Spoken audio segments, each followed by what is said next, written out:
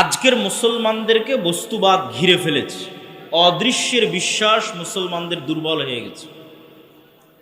মুসলমানদের অদৃশ্যের উপর বিশ্বাস নাই, শুধু মুখে বলে যে হ্যাঁ আল্লাহর উপর ঈমান আনি, ফেরেশতার উপর ঈমান আনি, এগুলো সব মুখের কথা, বাস্তবে এগুলো কোনোটার উপর বিশ্বাস নাই।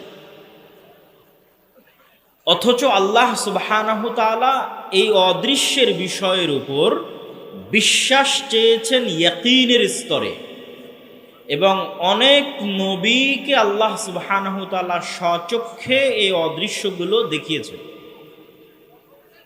যাতে তারা ইয়াকিনের স্তরে তাদের বিশ্বাস পৌঁছে যায়। মালাকুতাস সামাওয়াতি ওয়াল আরজ, আসমান এবং জমিনের যত গোপন রহস্য আছে সব অসংখ্য নবীর সামনে আল্লাহ ফাঁস করে দিয়েছেন। তার মধ্যে একজন নবী মুহাম্মদ সাল্লাল্লাহু আলাইহি ওয়াসাল্লাম।